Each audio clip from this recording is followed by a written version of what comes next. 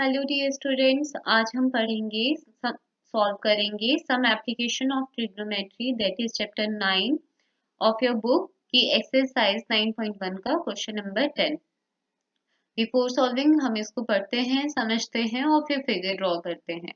To poles of equal heights are standing, जैसे ये एक पोल हो गया, सेम हाइट का दूसरा पोल हो गया, standing opposite to each other on either side of the road. ये रोड हो गया, ये जो बीच में है, और ये रोड की दोनों साइड पे क्या होंगे, सेम हाइट के पोल्स होंगे। ठीक है, तो यहाँ पे क्या कहा है, from a point between them on the road. कोई पॉइंट है आपका बीच में कहीं पे, वहां से क्या है, the angle of elevation of the top of poles, एक इस पोल का और एक इस पोल का 60 degree and 30 degree respectively. Find the height of the pole. आपको इसमें क्या क्या फाइंड आउट करना है, height of the pole find out करनी है। पहले हमने जो ड्रॉ कर रखा है उसके बारे में लिख लेते हैं।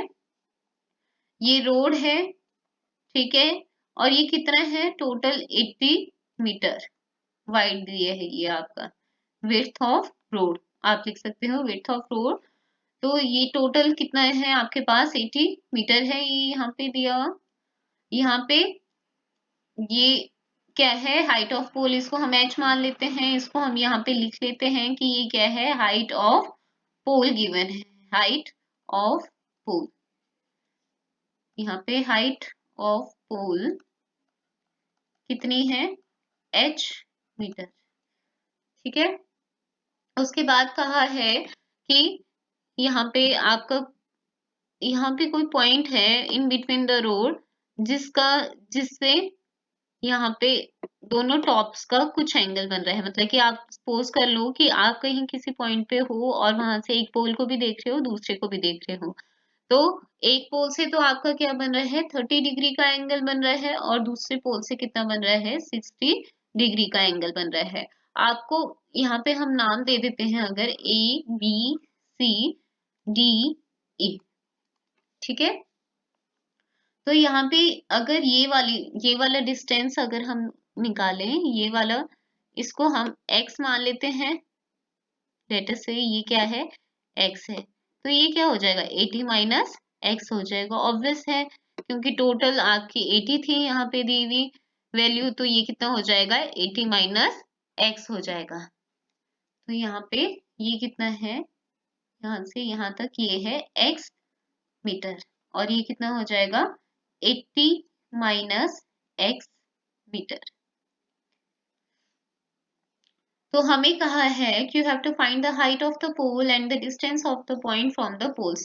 पहले हम मान लेते हैं, यहाँ पे डिस्क्रिप्शन दे देते हैं थोड़ी सी कि let height of poles, height of poles, poles देखो आपके दोनों थे, तो A B is equal to D E is equal to H metre.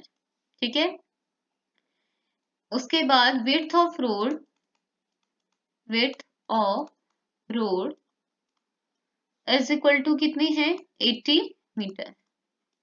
Angle of elevation, angle of elevation from point C to, angle of elevation from point C to pole A B is equal to 30 degree. और angle of elevation from point C to pole DE is equal to 60 degree. ठीक है, और last में हम लिख देंगे कि various arrangements are shown in the figure, various arrangements are shown in the figure.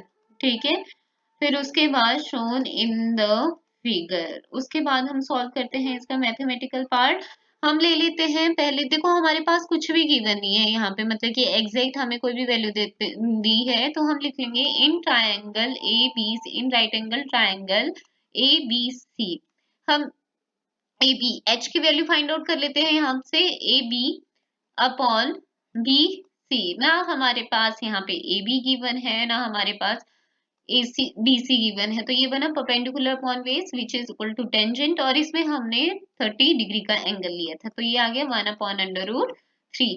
AB H था, BC आपके पास X था, कि जिस पॉइंट मतलब कि आपके AB पोल से आपकी पॉइंट C की डिस्टेंस था ये BC, तो ये कितना आ गया X/√3। ये आ गई इक्वेशन 1। अब ले लेते हैं दूसरी ट्राइंगल। यहाँ ये नहीं घबराना कि कोई वैल्यू नहीं दी है, बस आप एक बारी क्वेश्चन करो, खुद निकलता जाएगा, बस प्रैक्टिस होनी चाहिए। लेकिन आके इन राइट एंगल ट्राइंगल CDE, यहाँ पे भी हम पोल की वैल्यू निकाल लेते हैं, या फिर CD निकालते हैं। CD base upon DE, DE पोल था, बेस अपॉन परपेंडिकुलर, तो बेस अपॉन परपेंडिकुलर होता है कॉट, और यहाँ वैल्यू है 60 डिग्री। कॉट 60 की वैल्यू होती है 1/√3। CD, CD कितना है यहाँ पे 80 माइनस x है, क्या है 80 माइनस x है, और DE कितना है h है, ठीक है। इसको हम वहां पे मल्टीप्लाई कर देते हैं, 80 minus x is equal to h/√3। अब आप देखो from equation 1, 80 minus x, h की जगह आप क्या लिख सकते हो x/√3 इंटू √3, एक और था यहाँ पे मेंशन कर देना फ्रॉम इक्वेशन 1, ठीक है। फिर उसके बाद which implies 80 minus x is equal to x/3, 80 is equal to x/3 plus x, यहाँ एलसीएम लोगे तो 3 बन जाएगा, x plus 3x which is equal to 4। यहाँ पे ये मल्टीप्लाई हो जाएगा 80 इंटू 3, और ये बन जाएगा 4x। यहाँ पे x ये 4 अपॉन में ले आओगे आप 80 इंटू 3, तो ये कितना बन जाएगा, ये बन जाएगा x is equal to 60 metre. तो मतलब कि वो पॉइंट आपका कितना दूर था, ये देखो ये था ना, ये था x डिस्टेंस, मतलब कि ये पॉइंट ए बी पोल से कितना दूर था 60 मीटर।